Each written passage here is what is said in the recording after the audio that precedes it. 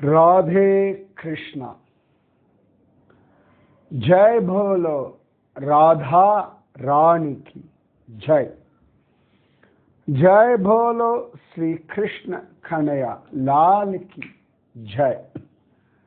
जय बोलो वृंदावन धाम की जय। जय बोलो यमुना मैया की जय। जय बोलो गोवर्धन गिरिराज की जय। जय बोलो श्री कृष्ण चैतन्य महाप्रभु की जय। அழகான பங்குனி உத்திர தினம் இன்று ரங்கநாயகி தாயாருடைய அவதார தினம். ஆண்டாள் ரங்கமன்னார் கல்யாண நாள். சுவாமி ராமானுஜர் ரங்கநாதனிடத்திலையும் ரங்கநாயகினிடத்திலையும் பங்குனி உத்திர சேர்த்தி மண்டபத்தில் நமக்காக சரணாகதி பண்ண நாள் என்று. ரொம்ப விசேஷமான ஒரு நாள். பார்த்தா நிறைய தெய்வீக திருமணங்களுடைய வெட்டிங் ஆனிவர்சரி டே இன்னைக்கு தான். நித்திய கல்யாண பெருமாள் அப்படின்னு நம்ம திருவிடவந்தையில் சொல்லுவோம். இந்த பிருந்தாவனத்துல போனோம்னா எத்தனை கிருஷ்ணன் உண்டு, எத்தனை ராதா உண்டு, எத்தனை லீலைகள் உண்டுன்னு இன்னி வரைக்கும் யாராலையுமே உள்ளபடி கம்பைல் பண்ணி எழுதி வைக்க முடியல. அவ்வளவு அனுபவங்கள், அவ்வளவு லீலைகள். பக்தி அனுபவங்களுக்கு எல்லை கிடையாது. ஒவ்வொரு நாளும் ஒவ்வொரு விதமான அனுபவங்கள். சில சந்தர்ப்பங்கள்ல பார்த்தோம்னா உள்ளுக்குள்ள அப்படியே ஒரு ஆனந்தமா இருக்கும் பக்தியில. சில நாள் அப்படியே அந்த காருண்யத்துல அழுக வரும். சில நாள் எதுவுமே தோணாது, அப்படியே நம்ம பாட்டு வேலையை பண்ணிட்டு மனசுல எந்த பாதிப்பு நியூட்ரலா இருக்கும். சுகமும் இருக்காது, துக்கமும் இருக்காது, ஒரே ஹைப்பும் இருக்காது, லோவும் இருக்காது. அப்படி சில நாள் ட்ரையா இருக்கும். நமக்கே தோணும் என்னாச்சு ரொம்ப ட்ரையா இருக்கே அப்படின்னு. இந்த ட்ரையும் அவசியம். நல்ல வெயில் காலம் வந்தாதான் இந்த பூமியில் இருக்கக்கூடிய ஏரி, குளம், குட்டை, கடல், நதி, சாக்கடை எல்லாத்திலிருந்தும் தண்ணீர் ஆவியாகும். அவ்வளவு சூட்டில் இதெல்லாம் ஆவியாகி நல்ல ஃபில்டர் ப்ராசஸ் ஆன பிறகுதான் மேகங்கள்ல போய் டெபாசிட் ஆகும். அப்புறமா மழை பொழியும். ஸோ அந்த ட்ரையா இருக்கிற பீரியடும் ஒரு அனுபவம். இது எல்லாமே பக்தியினுடைய ப்ராசஸ். ஸோ அதனால சில நாள் ட்ரையா இருந்த உடனே பக்தி குறைஞ்சி போயிடுது அப்படிலாம் யோசிக்க வேண்டாம். ட்ரையா இருக்கா சரி, ரைட். சம்டைம்ஸ் மெக்கானிக்கலாக இருக்கும். நம்ம பூஜை பண்ணும் பொழுதோ, ஜபிக்கும் பொழுதோ, கோவில் ஒரே ஒரு ஃப்ரெஷ்ஷாக வாவ் அப்படின்னு ஒரு எந்தூசியாசம்லாம் இருக்காது. அது ஒரு அனுபவம். சில நாள் ரொம்ப லோவாக இருக்க மாதிரி இருக்கும். அதுவும் ஒரு அனுபவம். இது எல்லா ஃபேஸுமே பக்தியில் இன்னொரு விதமான அனுபவத்திற்கு நம்மளை தயார் பண்ணுற ஒரு விஷயம். எப்படி சாப்பிட்றதுக்கு முன்னாடி பசி வருது இல்லையா? பசி ஒரு அனுபவம் தானே. பசின்ற அனுபவம் இல்லை வச்சுக்கோங்களேன், எப்படி சாப்பாடு நமக்கு ரசிக்கும், ருசிக்கும், அனுபவிக்க முடியும்? தாகம்னு ஒன்று வரணும், அப்போதானே தண்ணீர் சாப்பிட முடியும். குளிர் அப்படின்னு ஒன்று வந்தால் தானே கம்பளியினுடைய சுகம் தெரியும். வெயில்னு ஒன்று இருந்தால் தானே நிழலுடைய அருமை, இல்லாட்டி ஏசியினுடைய அருமை, இதெல்லாம் புரியும். ஸோ எப்பொழுதுமே ஞாபகம் வச்சுக்கோங்க, எல்லாமே ஒரு ப்ராசஸ். இப்படி போயிட்டே இருக்க வேண்டியதுதான். இப்போ பல ஊர்களுக்கு போகிறோம் வச்சுக்கோங்களேன். எங்கேயாவது நீங்கள் மலை பிரதேசங்கள் இல்லாட்டி வேற ஏதோ ஊருக்கு போகிறேன். ஆள் கூட்டம்லாம் இல்லாத ஏதாவது இடத்துலலாம் தங்க பொருள் வச்சுக்கோங்களேன். அதுக்கு போகிறதுக்கு நீங்கள் வந்து பிஸி டிராஃபிக் பிஸி சிட்டி லைஃப்ல இருந்து அங்கே போகணும். இதை அவாய்ட் பண்ணிட்டு நேரம் அங்கே போயிட முடியாது.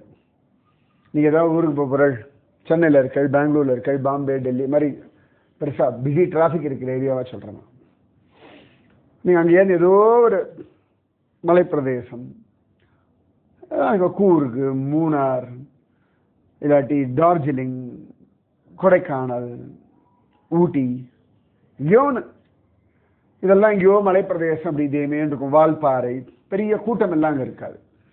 டீ எஸ்டேட் அப்படி க்ரீனாக இருக்கும், காமாக இருக்கும், பெரிய கூட்டம் இருக்காது. போகிற வழியெல்லாம் ரொம்ப அழகாக இருக்கும் மலைப்பிரதேசம். ஆனால் அதுக்கு போகிறதுக்கு நீங்கள் உங்கள் வீட்டில் கிளம்புறதுலாம் நீங்கள் சிட்டிக்குள்ளே எங்கேயா இருக்கீங்கன்னா இந்த டிராஃபிக், அப்புறமா அந்த ட்ரெயினோ ஃப்ளைட்டோ பஸ்ஸோ இது எல்லாம் ஒவ்வொன்றா கடந்து இந்த ப்ராசஸில் போயிட்டே இருக்கும் பொழுது தான் நீங்கள் ஒரு மூணாறு இல்லாட்டி ஒரு வால்பாறை இங்கே போகிறலாம் அந்த இடத்த நெருங்க தான் இந்த அட்மாஸ்பியர் மாறிண்டே வரும். விக் அப்படின்னு ஆஞ்சநேயர் இங்கேருந்து லங்கைக்கு தாவின மாதிரிலாம் தாவ முடியாது. ஸோ இந்த டிரான்சிஷன் ஓகே, நீங்கள் போகிற ஒரு வாரம் வெக்கேஷனோ 5 நாளோ இருக்கு, திருப்பி ரிட்டர்ன் வருவோம். அப்படியே அந்த ஐசோலேட்டட் பிளேஸ், அந்த ஆளரவம் இல்லாத ஒரு காட்டுப்பகுதி, ஒரு மலைப்பகுதி. ஹிமாலயாஸ் அப்படி தான் இருக்கும், ஆளே இருக்காது. அது இந்த பத்ரிநாத்லாம் வசுதாரா அப்படி பவிஷ்ய பத்ரிலாம் போயிட்டு அப்படி ரிட்டர்ன் வந்தோம்னா அந்த ஏரியாலாம் அப்படியே கிராமங்கள், ஒரு சவுண்ட் பொல்யூஷன் இருக்காது, ஒரு ஹாஸ்பிட்டல்ஸ், கிளினிக்ஸ் எதுவுமே பார்க்க முடியாது. அப்படியே அந்த பத்ரி ஜோஷி மட் அப்படி இறங்கி வர அந்த சில்னஸ் மாறும், சூடு வரும், டிராஃபிக் வரும். ரிஷிகேஷ் வந்தால் நான் ஹாஸ்பிட்டல் வரும், பவுன் ஹார்ன், அப்படியே பிஸி டிராஃபிக்கு. 3 கிலோமீட்டருக்கு 40 நிமிஷம் ஆகும், எல்லாம் ஊர்ந்து போகும். அப்படியே திரும்பி அப்புறம் வந்து ஏர்போர்ட்டோ ட்ரெயினோ வந்து ஏறி அடுத்தடுத்த சிட்டிக்குள்ளே வர திரும்பி அப்படியே கற்றுன்னு ஆகும். ஸோ இங்கேருந்து போகும்பொழுது எப்படி எல்லாம் குறைஞ்சிடும், திருப்பி அங்கேருந்து இங்கே வரும்பொழுது எல்லாம் கூட்டிட்டு வரும். ஸோ இது ஒரு ப்ராசஸ்.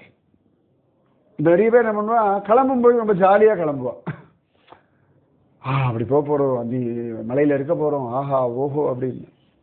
திரும்பி எல்லாம் முடிஞ்சுடுது, திரும்பி அந்த வீட்டுக்கு போனோமே, அதே ரொட்டீன் உண்டு.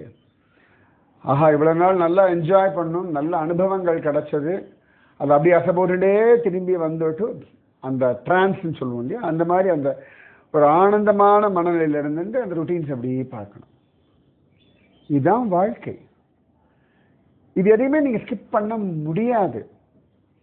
பகலெல்லாம் ஓடி உழைக்கணும், டயர்டாகும், ராத்திரி தூங்கணும், திருப்பி காத்தால ஃப்ரெஷ்ஷாக ஆகணும், அடுத்த வேலைகளை பண்ணணும்.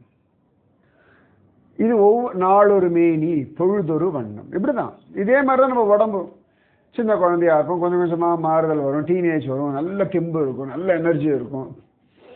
அப்புறம் 25லலாம் அந்த எனர்ஜி மைண்டு உடம்பு எல்லாத்துலேயும் இந்த பீக்கில் எனர்ஜி போகும். அப்புறம் 30 தாண்டி கொஞ்சம் கொஞ்சமாக அப்படி இதுவாகும். 30, 40, 50 அப்படி மெயின்டைன் ஆகிட்டு இருக்கும். அதுக்கப்புறம் கொஞ்சம் கொஞ்சமாக அப்படி குறையும். ஸோ இது எல்லாமே யதார்த்தம். நிறைய பேருடைய அபிப்பிராயம் பக்தின்றது ப்ராசஸ்னே பார்க்க மாட்டேங்கிறா. நான் திரும்ப அதான் சொல்றேன், பக்தின்றது ஒரு டெஸ்டினேஷன் இல்லை, அடைய வேண்டிய ஒரு இலக்கல்ல, அது வழி. இப்படி போகணும். மலைப்பாதையில் போகும்பொழுது வளைஞ்சு போகும். ஒரு பக்கம் மலையா இருக்கும், இன்னொரு பக்கம் அப்படியே வேலி பள்ளத்தாக்கு இருக்கும். ஸோ ரெண்டுத்தையும் பார்த்துட்டு போயிட்டே இருக்க வேண்டியதுதான். பிருந்தாவனம் நான் எப்பொழுதும் அப்படியே போயிட்டே இருப்பேன். எனக்கு இன்னி வரைக்கும் பிருந்தாவனத்தில் ஒரு பெரிய அஜெண்டாலாம் வச்சுட்டு எத்தனையும் பார்த்துடணும் அப்படின்லாம் கிடையாது. அப்படியே போவேன், எல்லாத்தையும் பார்த்துட்டு இருப்பேன். பிருந்தாவனத்தில் வந்து கண்ணனையும் பார்ப்பேன், பக்தர்களையும் பார்ப்பேன், பக்தியையும் பார்ப்பேன். அவ்வளோதான். பக்தி, பக்தர், பகவான், இந்த 3த்தையும் நான் பிருந்தாவனத்தில் அப்படி பார்த்தேன். எங்கே போனாலும் அதுதான் பார்ப்பேன் வச்சுக்கோங்க. பக்தி, பக்தர், பகவான், இதுதான் மேஜர் விஷயம். ஸோ இந்த பிருந்தாவனத்தில் போகணும்னா எங்கே திரும்பினாலும் ஏதோ ஒரு குட்டில், ஒரு ஆசிரம், இல்லாட்டி ஒரு யாரா பஜனை பண்ணுறவாளுடைய வீடு, அந்த இடத்துல ஒரு அனுபவம், இப்படி எல்லாமே இருக்கு. அதெல்லாம் அனுபவிச்சுட்டு இருக்கணும். ஸோ நான் இப்போ 3 நாளாக நம்ம சாக்ஷி கோபாலன், இன்னைக்கு அந்த சாக்ஷி கோபாலன் இருந்த இடம் வீடாக தான் இருக்கு. நான் வெளியிலேருந்து தான் பார்த்துருக்கேன், ஒரே ஒரு தடவை உள்ளே போய் பார்த்துருக்கேன், அவ்வளோதான். அங்கே அவளோட அந்த பூஜா ரூம் மாதிரி இருக்கு, அவ்வளோதான். வெளியே அந்த குடும்பத்தார் அங்கே இருந்துருக்கா சாக்ஷி கோபாலனோட. இன்னைக்கு ஒரிஜினலாக வந்துருக்கிறது புரி அப்படின்னு சொன்னேன். அங்கே தான் ராதாராணி, அவளை வந்து இந்த ஆம்லா நவமி அன்னைக்கு தான் ராதாராணியுடைய திருவடியை பார்க்க முடியும் அப்படின்னு நான் சொன்னேன். அதை நான் கேட்டிருந்தேன், நீங்கள்லாம் வந்து கரெக்டாக போட்டிருந்தது ஆம்லா நவமி அதுதான். அப்போ இந்த மாதிரி நிறைய கிருஷ்ணன் பிருந்தாவன் அங்கேயே தான் இருக்கு. நிறைய கிருஷ்ணன் வெளில போயாச்சு. மதன் மோகன், கோவிந்த தேவ், கோபிநாத், சாக்கி கோபால், பல மூர்த்திகள் பிருந்தாவனத்தை தாண்டி போயிட்டாலும் அவன் இருந்த இடங்கள் பண்ணலீலைகள் இன்னைக்கும் அங்க பாட்டுக்கு இருந்துட்டு தான் இருக்கு. கர்க சம்ஹிதை படியெல்லாம் பார்த்தோம்னா பிருந்தாவனத்தை விட்டு கண்ணன் கிளம்பவே இல்லை. அப்ப அக்ரூரோட போனது யாருன்னா அவளெல்லாம் பெரியவாள்லாம் சொல்லுவா, மதுரா நாராயணன் போனார், பிருந்தாவன கிருஷ்ணன் அங்கிருந்து எங்கேயும் அவன் எப்படி போவான், எப்படி போக முடியும் அவனால? கோபிகளை விட்டுட்டு கோபர்களை விட்டுட்டு யசோதானந்த கோபுரம் விட்டு எப்படி அவனால போக முடியும்? போகலை அப்படின்னு அடிச்சு பேசுவார்கள் அவள்லாம். இங்க விரதவாசிகள் சொல்லுவா, கிருஷ்ணன் இதறியேனா அப்படின்வா. மதுரா வேற, துவாரகா வேற அப்படின்டுவா. அவளுக்கெல்லாம் மதுரா துவாரகாலாம் கொஞ்சம் கீழ் லெவல், எப்படி ஸ்ரீரங்கத்துக்காரர்களுக்கு மற்றதெல்லாம் கீழ் லெவல் அந்த மாதிரி. ஸோ இந்த பிருந்தாவனத்தில் நிறைய கிருஷ்ணன் உண்டு. இந்த கேசி காட்லேருந்து ராதாரமணனுக்கு நடந்தே போயிடலாம். நான் இந்த வாரம் நிறைய நடந்தேன், ரொம்ப சந்தோஷமா. இப்படி அப்படி அங்கே நுழைஞ்சு இங்கே நுழைஞ்சு மேப் போட்டுண்டு அப்புறம் அங்கே இருக்கவாளை கேட்டுண்டு. யூஸ்வலாக என் கூட யாராவது பிருந்தாவனத்தில் யாராவது ஒரு கைடு வருவா, ஏன்னா அவளுக்கு தான் சந்து பொந்துலாம் நுழைய தெரியும். அதனால இந்த வாட்டி என்னமோ எல்லாரும் பிஸி, சரி பார்த்துக்கலாம் அப்படின்னு சொல்லிட்டு மேப்பை போட்டுண்டு ஒவ்வொன்றா இன்னைக்கு இதெல்லாம் பார்க்கணும். சரி கிருஷ்ணா உனக்கு தான் தெரியுமே எப்படி என்னன்னா ஒரு அட்வான்டேஜ் பிருந்தாவனத்தில் எந்த கல்லியில் எங்கே நுழைஞ்சாலும் ஏதாவது ஒரு கோவிலை பார்த்துடலாம். இந்த கோவில் தான் கிடையாது. சமயத்தில் ஒரு பெரிய காமெடி ஆகிடும். என்னன்னா ஒரு கோவிலை பார்த்துட்டு அப்புறம் வேறு ஏதோ நடந்து போயிடுவோம். சரியா அந்த கோவில்லேருந்து முன்பக்கம் நேர லெஃப்ட் சைடில் போயாச்சுன்னா அடுத்த ஒரு தானம் ஸ்தலம் வரும். இப்போ ராதாரமணன், நிதிவனம் இதெல்லாம் அப்படி பக்கத்தில் இருக்கும். இந்த ராதாரமணனே ஒரு 100 மீட்டர் இப்படி பின்னாடி வந்துட்டோம்னா அங்கே ஒரு கோவில் இருக்கும், அது மிஸ் பண்ணிடுவோம் சமயத்தில். அப்படிலாம் ஆகிடும். அப்புறம் போயிட்டு வந்ததுக்கப்புறம் போயிட்டு வந்தோம், ஓ இது பக்கத்தில் எனக்கு எட்டி பார்த்துக்கலாமே அப்படின்னு தோணும். இந்த ராதா தாமோதர் கோவில்லேருந்து அப்படி போனால் மீராவோடது பார்த்துடலாம், மீராக்கிட்ட அப்படியே போனால் நிதிவனம் போயிடலாம், நிதிவனத்துலேருந்து ராதாரமணன் போயிடலாம், ராதாரமணத்துலேருந்து ராதா கோகுலானந்தன் அவன் கோவிலுக்கு போயிடலாம். ராதா கோகுலானந்தன் அவனை பற்றி தான் பேர் அழகாட்டில் கோகுல ஆனந்தன். ஸோ ராதா கோகுலானந்தா எத்தனை கிருஷ்ணன் சொல்லியிருக்கேன் நீங்கள் ஞாபகம் வச்சுக்கோங்க. 3 பேர் நிச்சயமாக நீங்கள் ஞாபகம் வச்சுக்கோ. அட்லீஸ்ட் மதன் மோகன், கோவிந்த தேவ், அப்புறமா கோபிநாதன், அஃப்கோர்ஸ் ராதா ரமணன், பாங்கே பிஹாரி, அப்புறம் ராதா தாமோதரன், இதெல்லாம் ஓரளவுக்கு ஞாபகம் இருக்கக்கூடிய ராதா கிருஷ்ணனுடைய கோவில்கள். ஸோ இந்த ராதா கோகுலானந்த கோவில், இந்த கோவில் வந்து லோகநாத கோஸ்வாமி அவர் தான் மெயினா. இந்த லோகநாத கோஸ்வாமி சைத்தன்ய மகாபிரபுவினுடைய மாயாப்பூர்ல இருந்தவர். சைத்தன்ய மகாபிரபுவோட ரொம்ப க்ளோஸ் இவர். சைத்தன்ய மகாபிரபு ஒரு நீ போ பிருந்தாவனத்துக்கு போவோம் சைத்தன்ய மகாபிரபுவே அனுப்பிச்சு வச்ச ஒருத்தர் இந்த லோகநாத கோஸ்வாமி. சரியா சொல்லணும்னா சைத்தன்ய மகாபிரபுலாம் பிருந்தாவனத்துக்கு வரதுக்கு முன்னாடியே பிருந்தாவனத்துக்கு வந்து காத்துருந்தவர் இந்த லோகநாத கோஸ்வாமி. அத்வைதாச்சாரியாருடைய சிஷ்யர் இவர். இந்த லோகநாத கோஸ்வாமி அப்படி பிருந்தாவனத்துல ஆனந்தமா ஜம்னு நாம ஜபம் பண்ணிட்டு அப்படியே சுத்தின்னு இருந்தார். அவர் என்ன பண்ணுவார்னா நிறைய பிரஜமண்டலம் பெருசு, மதுரா, கோகுலம், பிருந்தாவனம், நந்தகாவ், பர்சானா, காமியவனம், இப்படி நிறைய இதெல்லாம் சேர்ந்துதான் விரஜபூமின்னு சொல்லுவார். அப்படி வாசம் உண்டு. போய் ஒரு 40 நாள் இருந்து பொறுமையா லிஸ்ட் போட்டு பார்த்து எல்லாத்தையும் நோட் பண்ணி வைக்கணும் கூகுள் மேப்போட அப்படின்னு நினைச்சுருக்கேன். தெரியல, அதுக்கு அப்பப்போ போய் ஒரு 10 நாள் இருந்துட்டு வரணும். அது பெரிய கூட்டம் சேர்த்தோம்னா கஷ்டம். எனக்கு கூட்டம் சேர்ந்தா அவளுக்கு இதை காட்டணும் மதை காட்டணும் ஓட ஆரம்பிச்சிருவேன். நான் தனியாக போனாதான் புதுசாக தேடி கண்டுபிடிப்பேன். தெரியல, பார்க்கலாம். அதுவும் கிருஷ்ண சங்கல்பம் தான். அதனால் மக்களை கூட்டு போகிற வருத்தம்லாம் ஒன்றும் கிடையாது. சரி, அவள்லாம் பார்க்கறவளா சந்தோஷப்படுறா, அவளுக்கு என்ன அனுபவம் கிடைக்கிறது. ஏன்னா திருப்பி திருப்பி எதுக்கு யாத்திரை போயிட்டு இருக்கேன் அப்படின்னா என்னுடைய அனுபவம்ன்றதை விட கூட வரவாளுடைய அந்த அனுபவத்தை பார்க்கறது ஒரு சந்தோஷம். எப்படி வந்து அப்பா அம்மா தாத்தா பாட்டிலாம் பெருசா அவா சாப்பிட்றாலோ இல்லையோ அந்த குழந்தைகள் ஹோட்டல் கழிச்சுமா அதுகள் சாப்பிட்றத பார்த்த ஒரு ஹாப்பினஸ், ரைட்?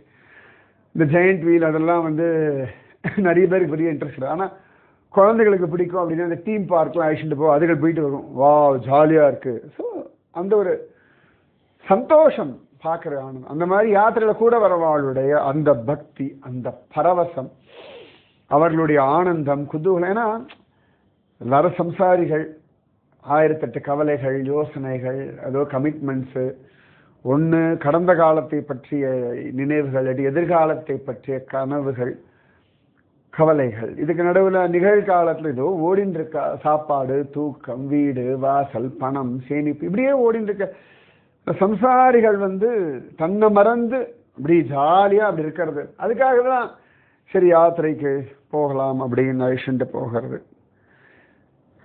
எல்லாரையும் அழிச்சுட்டு போகணும்னு தான் அதுவும் தெரியல, பார்ப்போம். பகவத் சங்கல்பம். அப்பப்போ ஒரு 10-15 பேர் வாங்குவாங்க, யாரையோ ஒருத்தர் கூப்பிடுவேன். எனக்கே தெரியாது யாரை கூப்பிட போகிறேன், யார் வரப்போகிறா, யார் உண்டு யார் இல்லைன்னுலாம் தெரியாது. பகவத் சங்கல்பம் இருந்தால் வாங்கணும்னு, இல்லாடி நீ கிடையாதுன்னு தைரியமாக சொல்லிட்டு போயிட்டே இருப்பேன். நீங்களாம் கிடையவே கிடையாது இந்த விஷயத்துக்கு அப்படின்னே சொல்லிடுவேன். சில பேருக்கு பின்னாடி அவள் எப்பயாவது வரதுக்காக முன்னாடியே சொல்லி வைப்பேன், இந்த வாடி வரையான்னு கேட்பேன். வரலன்னா சீனிவாடி கூப்பிட்டு போகிறாங்க அப்படின்ட்டு. அவ்வளோதான் பகவத் சங்கல்பம், அவ்வளோதான். நான் டூர் ஆப்ரேட்டர் கிடையாது. ஐஷன்ட்ட போய் இவ்வளோ டூர் இந்த வருஷம் முடிக்கணும், இத்தனை பேர் கொண்டு போய் காட்டணும், எந்த கமிட்மெண்ட்டும் கிடையாது. நம்ம யாத்திரையில் கமிட்மெண்ட்டே கிடையாது. போகணும், பக்தி அனுபவிக்கணும், பகவத் விஷயத்தை சொல்லணும், ஆனந்தமாக ரசித்து அனுபவிச்சு அதை அப்படியே மனசில் தேக்கி எல்லாரும் வரும். அவ்வளோதான். முடிச்சா அடுத்த வேலையை பார்க்க நான் போயிடுவேன். நான் அது முடிச்சாச்சு, என் வேலையை முடிச்சாச்சு இல்லையா, அவ்வளோதான். அம்மா காத்தால் சமையல் முடிச்சாச்சு, நான் பாட என் வேலையை முடிச்சாச்சுன்னு உட்காந்துருவேன். அவ்வளோதான், அந்த மாதிரி முடிச்சாச்சு, அவ்வளோதான். இந்த ராதா கோகுலானந்த கோவில் எனக்கு போன மாதிரியும் ஞாபகம் இருக்குது, போகாத மாதிரியும் ஞாபகம் இருக்குது, தெரியல எனக்கு. ஆனால் போயிருக்கணும் ஒரு ஃபீலிங் இருக்குது. சில விஷயங்கள்லாம் வந்து போயிருக்கணும், ஏன்னா அப்பப்போ ஏதோ கோயில் பார்த்துட்டு வந்துடுவேன், அப்புறமா எப்பயும் ஞாபகம் வரும். இந்த லோகநாத கோஸ்வாமி பல இடங்களில் உட்கார்ந்து பஜனை பண்ணுவார், நாமஜபம் பண்ணுவார், ஆனந்தமாக இருப்பார். வேற ஒன்றும் அவருக்கு தெரியாது. ஆனந்தமாக நாமஜபம் பண்ணி இப்படியே சுத்தின்னு இருப்பார். ஒரு சந்தர்ப்பத்தில் இந்த லோகநாத கோஸ்வாமி இப்படி சுத்தின்னு இருக்கார். உம்ராவ் அப்படின்ற ஒரு கிராமம், அந்த சத்திரவனம் அதுக்கு பக்கத்தில். இவர் பாட்டுக்கு உட்காந்துட்டு ஒரு பஜனை பண்ணிட்டு உட்காந்துருக்கார். அது நான் திரும்பி எப்பயும் சொல்றேன், பஜனையா நீங்க பாட்டுக்கு பண்ணிட்டே இருக்கோ, பாராயணமா நீங்க பாட்டுக்கு பண்ணிட்டு இருக்கோ, ஜபமா நீங்க பாட்டுக்கு ஜபிங்கோ, பாகவதம் வாசிக்கணுமா நீங்க பாட்டுக்கு வாசிங்கோ, சத்சங்கம் கேட்கணுமா நீங்க பாட்டுக்கு கேளுங்கோ. இது எல்லாத்துக்கும் ஒரு பிரயோஜனம், இது எல்லாத்துக்கும் ஒரு மரியாதை, இது எல்லாத்துக்கும் ஒரு அங்கீகாரம் வேணும்னு எதிர்பார்க்காதீங்க. எப்பவுமே நீங்க பண்ற விஷயங்களுக்கு உலகத்துல இருந்து அங்கீகாரம் நீங்க எதிர்பார்க்க ஆரம்பிச்சாச்சுன்னா அது மன சமாதானத்தை தொலைச்சி விட்டுரும், மன சமாதானம் காணாம போயிடும். சொல்ல வார்த்தை கடுமையா இருக்கு. கடைசியில் என்னன்னா இந்த ஃபேஸ்புக்ல எல்லாம் தன்னோட போஸ்டுக்கு இவ்வளோ லைக் வரணும்னு ஏங்கி பிச்சை எடுக்கிற மாதிரி தான் அங்கீகாரம்ன்றது. அதானே எவ்ரிபடி ஷுட் ப்ரைஸ் அப்படின்றது. ஐயோ நான் கொண்டாடுங்கோளேன்றது ஒரு ஏக்கம். அப்புறம் எப்படி நிம்மதி இருக்கும், அப்புறம் எப்படி சமாதானம் இருக்கும், அப்புறம் யாரும் கொண்டாடலைன்னா ஒரு வருத்தம் இருக்கும். கொண்டாடினாலும் நம்ம அதை இதை விட வசதியாவா கொண்டாடணும்னு ஆசை இருக்கும். அப்போ உங்களுடைய மரியாதை நீங்க இழந்துருவேன், தொலைச்சிடுவேன். அப்புறம் உங்களுக்கே உங்களை கண்டா விருப்பம் வந்துடும். ஸோ நெவர் எவர் அதுக்கு ஒரு அங்கீகாரம் வேணும் அப்படின்றது பெருசாலாம் விலை கொடுக்காதீங்க. உடனே உங்களுக்கு தோணும், அது எப்படி ஆஃபீஸில் வேலை அங்கீகாரம் கிடைக்க வேண்டாமா, வீட்டில் வேலை பண்ணுற அங்கீகாரம் கிடைக்க வேண்டாமா? நீங்கள் பாட்டுக்கு எழுங்கோ, அங்கீகாரம் தானாக வரும். நான் எப்பயும் சொல்லுவேன், குப்பை தொட்டி ஓரத்தில் தான் இருக்கும், யாரையும் தேடி குப்பை தொட்டி வராது. ஆனால் குப்பை தொட்டி தேடி நம்ம போவோம். அப்போ ஒருவேளை நம்ம குப்பை தொட்டியாக இருந்தாலும் குப்பை போடணும்னு நேரம் நம்ம கிட்ட தான் வந்தாகணும், வேறு ஆப்ஷனே கிடையாது. வீட்டில் எந்த மூலையில் நம்ம விழிஞ்சுட்டு இருந்தாலும் தேடி வந்து குப்பை போடணும். அஃப்கோர்ஸ் அவ்வளோதானே. அப்போ இப்போ மரங்கள்லாம் இருக்குது, அப்படியே தாண்டி எத்தனையோ தடவை போயிருப்பேன். இன்னைக்காக ஒரு நாள் வெயில் ரொம்ப சுளீர்னு அடிக்கும். அப்போ மரத்துக்கு அப்பாடா, அப்பதான் அந்த மரத்தோட அருமை புரியும். அதே மரங்கள் பல வருஷமா வீட்டில் இருக்கும். திடீர்னு நல்லா பூக்கிறது காய்க்கிறத மட்டும் எல்லாரும் வந்து வந்து பார்ப்பா. மரங்கள்லாம் பிரிப்பா. அப்புறம் கண்டுக்கவே மாட்டான். அவ்வளோதான். நான் கூட இந்த பெங்களூரில் அப்படி வாக்கிங் போகிறேன். அங்கே அந்த ஏரிக்கரையோரத்தில் அப்படி அழகாக மரங்கள்லாம் இருக்கா. நான் முதல் நாள் பார்த்தேன், என்னமோ நிறைய வாட்டர் கேன் மாதிரிலாம் வச்சுருக்கா. அது பெருசு பெருசாக கேன்லாம் வச்சுருக்கேன், 5 லிட்டர் கேன்லாம். எதுக்கு இங்கே உட்காந்து தண்ணி பிடிச்சி வச்சுருக்கா அப்படின்னு நானும் பார்த்துட்டு போயிட்டேன். அடுத்த நாள் பார்த்தா ஆளாளுக்கு ஒரு கேனத்துக்கு நடக்குது. கேனத்துக்கு அந்த ஓரத்தில் வச்சிருக்கிற மரங்களுக்கு தண்ணி விடுறதுக்கு சரி யாரோ ஒருத்தர் பிடிச்சி வைக்கிறான். யாராவது ஒருத்தர் பார்க்குறான். அவள் பக்கத்தில் ஏதோ 2-3 மரத்துக்கோ 4-5 மரத்துக்கோ விட்டுட்டு போகிறான். ஸோ நடக்கிறதுக்காக ஒரு சர்வீஸோ ஏதோ ஒன்று சந்தோஷம். அவளுக்கும் தான் மரம் தண்ணி ஊற்றணும். நல்லா இருந்து வித்தியாசமாக இருந்து பார்க்கறதுக்கு. இல்லை அவங்க போர்டு வச்சு வாட்டர் த பிளான்ஸ் எல்லாம் ஒன்றுமே போடல. நான் கூட இங்கே எதுக்கடா தண்ணி பிடிச்சிருக்கேன், ஏரி உள்ளுக்குள்ளே தண்ணி இருக்கு. அப்புறமா கரையோரத்தில் இருக்கிற மரங்களுக்காக ஒரு தண்ணீர். சரி பரவாயில்ல அப்படின்னு நினைச்சிட்டேன். ஒவ்வொன்றிலும் ஒரு அழகு இருக்கு இல்லையா. அது அந்த அந்த கேன்லாம் பார்த்தா பழைய கேன் ஏதோ அவள் வீட்டில் யூஸ் பண்ணிட்டு அந்த 5 லிட்டர் எண்ணெய் கேன் அந்த மாதிரிலாம் அதோட தலையை வெட்டிட்டு அதில் தண்ணியை விட்டு வச்சிருக்கா. அதுக்கும் ஒரு உபயோகம் இருக்கத்தான் செய்யறது. ஸோ இவர் உட்காந்து ஜபிச்சுட்டு இருக்கார். யாருடைய அங்கீகாரமோ யாருடைய மரியாதையோ பெருமையோ ஸ்டேட்டஸ் ஒன்றும் எதிர்பார்க்கல. அது ஒரு சமாதானம், அது ஒரு நிம்மதி. கம்பேரிசனே வேண்டாம். இப்போ மரங்கள்லாம் சில நான் நிறைய பார்த்துருக்கேன். எங்கள் வீட்டு பக்கத்துலலாம் இந்த விஷு பூக்கும் இல்லையா, கொன்றை மரம், சரக்கொன்றைன்னு சொல்லுவாள். இந்த விஷு பூக்கும் அப்படியே சரக்கொன்ன மரம் சொல்லுவாள். அப்படியே கொத்து கொத்தா பூக்கும் மஞ்சள் கலரில். சில மரங்கள்லாம் இப்பயே பூத்துருக்கும், இந்த மார்ச்லேயே பூத்துரும். சில மரங்கள் கரெக்டாக இந்த ஏப்ரல் வருஷப்பருப்பு சமயத்தில் பூக்கும். சில இதெல்லாம் ஒன்றுமே பூக்காது. ஏப்ரல் வருஷப்பருப்பு முடிஞ்சு மே மாதத்தில் பூக்கும். ஆனால் அழகாக ஃப்ரெஷ்ஷாக பூக்கும். ஐயோ நான் ஏப்ரல்லையே பூக்கலையே, இப்போ தானே பூத்திருக்கேன், முன்னாடி இருந்தால் எல்லாரும் கொண்டாடுறாங்க. இல்லை, அது பார்த்துக்கிட்டு இருந்து தான் இருக்கு. ரொம்ப ஆச்சரியம். அந்த மாதிரி உங்கள் வாழ்க்கை, உங்கள் ஜபம், உங்கள் ஆனந்தம், உங்கள் நிம்மதி, உங்கள் ஆரோக்கியம், உங்கள் பக்தி, உங்கள் கிருஷ்ணன், உங்கள் அனுபவம். அவ்வளவுதான். லோகநாத கோஸ்வாமி அப்படி ஜபிச்சிருக்கும். எங்கேருந்தோ ஒரு குட்டி பையன் ஓடி வந்தான். ஓடி வந்து இவர்கள் என்னங்கோ அப்படின்னு டக்குன்னு பார்த்தா கையில் ஒரு கிருஷ்ணனை கொடுத்துட்டான். கொடுத்து நிறைய ஓடி போயிடுது. ஓடி போயிடுதுன்னா என்ன கொடுத்தாரு, ஐ கிருஷ்ணன் இப்படி பார்க்கறதுக்குள்ள காணாம போயிடுது. அப்ப அந்த கிருஷ்ணன் பேசினான், நான் ரொம்ப நாளா இங்கே தான் இருக்கேன், யாருக்கும் என்ன தெரியல, ரொம்ப பசிக்கிறது, நானே உங்ககிட்ட வந்துவிட்டேன், என்ன வச்சுக்கிறியா, ரொம்ப பசிக்கிறது, சாப்பாடு கூட. கிருஷ்ணனே கிருஷ்ண தூக்கின்னு ஓடி வந்து கொடுத்துருந்தோம். பகவானே ஒரு மனுஷ ரூபம் எடுத்துட்டு ஓடி வந்து அவர்கிட்ட கொடுத்தோன்னா அவர் மூர்ச்சியாய் விழுந்துட்டார். திடீர்னு இப்படி வந்ததுன்னு என்ன பண்ண முடியும்? கிருஷ்ணன் ஆனந்தத்துல தழைச்சார். கொஞ்ச நேரம் ஆயிடுச்சு, கண் முழிச்சு பார்த்தார். இந்த கிருஷ்ணன் பக்கத்துல இருந்தான். உடனே அங்க இருக்க பூக்கள் எல்லாம் எடுத்து அது ஒரு பெட்டு மாதிரி பண்ணி அது மேல அந்த கிருஷ்ணனை வச்சுட்டு, அப்புறமா கடகடன் தன்கிட்ட என்ன இருக்கோ அதெல்லாம் வச்சு ஒரு புள்ளி எல்லாம் போட்டு ஒரு சமையல் பண்ணி, அது சமையல் ஆகிற சமயத்தில் அங்கே இருக்கக்கூடிய இலைகள் எல்லாம் எடுத்து அதை ஃபேன் மாதிரி வச்சு அந்த கிச்சாவுக்கு விசிறி, அதுக்கப்புறம் அந்த கிருஷ்ணனுக்கு நிவேதனம் பண்ணி ரொம்ப சந்தோஷப்பட்டார். அவர் அந்த பிள்ளைக்கு வச்ச பேர் ராதா வினோதா அப்படின்னு பேர் வச்சுட்டார். வினோதமா வந்தாங்க, அதனால வினோத், ராதா வினோதா அப்படின்னு பேர் வச்சுட்டார். எங்க போனாலும் அந்த பையில எடுத்துட்டு போயிடுவார். அதுக்கு ஒரு பேக் பண்ணிட்டு அந்த பேகுக்குள்ள அவனை போட்டுண்டு எங்க போனாலும் எடுத்துட்டு போவார். என்னன்னா அந்த பேக்ல அப்படி வெளிச்சம் வருமா, இந்த கிருஷ்ணனுடைய க்ளோ அப்படி ஜம்முன்னு, எப்படி இந்த மின்மினி பூச்சி எல்லாம் எங்கேயா உள்ளுக்குள்ள போட்டா அப்படி க்ளோ ஆகுமோ அந்த மாதிரி அப்படி க்ளோ ஆவானாம் இந்த கிருஷ்ணன். சில சந்தர்ப்பத்தில் கையில வச்சு அப்படியே கையில் அப்படியே அவன் தடவி கொடுத்துட்டே இருப்பாராம். எடா அப்படிடா இருக்கா, அதை பேசிட்டு சௌகரியமா இருக்கா, உள்ளியா இருக்கா, வெளில வரணுமா இருக்கா, பேசிட்டு பசிக்கிறதா என்ன ஏதுன்னு. அதன் பிறகு சமயத்தில் ஏதாவது 2 கையில வேலை இருக்குன்னா அந்த பேகத்துக்கு கழுத்தை மாட்டிப்பாராம். இப்படி லோகநாத கோஸ்வாமி அலைஞ்சுட்டு இருந்தார். அப்ப அதன் பிறகு ரூப கோஸ்வாமி, சனாதன கோஸ்வாமி எல்லாம் பிருந்தாவனத்துல வந்துட்டாவாள்லாம். அப்புறம் அவள்லாம் சொன்னாங்க, கொண்டு வாங்க இங்கே வச்சு பூஜை பண்ண, நாங்களும் பார்க்குறோம்னு சொல்லுவேன். இந்த லோகநாத சுவாமி இந்த இடத்துக்கு வந்து அங்கே உட்காந்துட்டு இந்த மூர்த்தியை வச்சுட்டு பூஜை பண்ணிட்டு இருந்தார். அவன் பேர் ராதா வினோதான்னு பேர். நான் ஆரம்பத்தை சொன்னது ராதா கோகுலானந்தான்னு. ராதா கோகுலானந்தா கோவிலில் இருக்கான். ஸோ இந்த ராதா வினோதாவை இன்னைக்கு பார்த்துட்டோம், கோகுலானந்தாவை நாளைக்கு பார்ப்போம். ராதே கிருஷ்ணா. எப்படி ராதா தாமோதர் கோவிலில் ராதா தாமோதர், ராதா விருந்தாவன சந்திரன், ராதா சில்சிக்கன் அப்படின்லாம் உண்டு இல்லையா?